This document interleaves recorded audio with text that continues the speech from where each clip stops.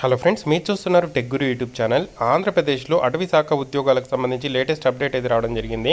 Forest beat ఆఫీసర్కి సంబంధించిన సమాచారం, డీటెయిల్ ఇన్ఫర్మేషన్ చెప్తాను. వీడియో చివరిదాకా అయితే చూడండి.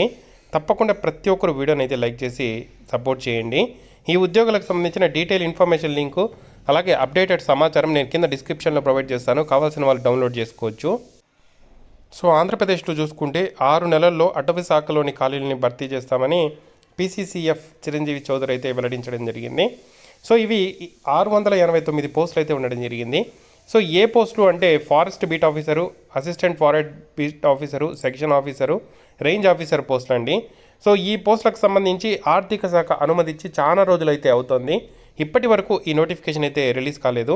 సో ప్రజెంట్ ఈ నోటిఫికేషన్కి సంబంధించి కంప్లీట్ చేస్తామని అటవీ శాఖలో ఖాళీగా ఉన్న 689 పోస్టులను ఏపీపీఎస్సీ ద్వారా వచ్చే 6 నెలల్లో భర్తీ చేస్తామని principal chief conservator of forest Chiranjeevi Chaudhary అయితే తెలిపారు. ఆయన అన్నమయ్య జిల్లాలోని బి కొత్తకోటలో ఆదివారం విలేకరులతో మాట్లాడారు. అటవీ శాఖలో ఉన్న రేంజ్, సెక్షన్, బీట్ అధికారులతో పాటు ఇతర ఉద్యోగాలని భర్తీ చేస్తున్నాం అని చెప్పి వెల్లడించడం అయితే జరిగింది. సో అది టోటల్గా 6 మంత్స్లో కంప్లీట్ చేస్తామని చెప్పి వెల్లడించడం అయితే జరిగింది. సో మనకి ఇప్పటికే ఆర్థిక శాఖ అనుమతి కూడా లభించింది. లేటెస్ట్గా మనకు జాబ్స్ క్యాలెండర్లో కూడా ఆ నోటిఫికేషన్ అయితే డ్రాఫ్ట్లో ఉన్నింది. బట్ ఇప్పటి వరకు మనకు నోటిఫికేషన్ అయితే రిలీజ్ చేయలేదు. సో ప్రజెంట్ అయితే 6 నెలల్లో నోటిఫికేషన్ అయితే కంప్లీట్ చేస్తామంటున్నారు. సో ఇది ఎంతవరకు కంప్లీట్ చేస్తారు, ఎంతవరకు ఈ నోటిఫికేషన్ రిలీజ్ చేస్తారు అనేది చూడాల్సి అయితే ఉంది. ఏబిపిఎస్సి ద్వారా ఈ నోటిఫికేషన్ అయితే రావాల్సి అయితే ఉంది, పెండింగ్లో ఉంది. ఆర్థిక శాఖ అనుమతి ఇచ్చిన తర్వాత కూడా ఎందుకు ఈ నోటిఫికేషన్ లేట్ అవుతుంది తెలియట్లేదు. ఏదైనా ఎస్సీ వర్గీకరణ వల్ల ఆలస్యం అవుతుందా అనేది మాత్రం చూడాల్సి అయితే ఉంది.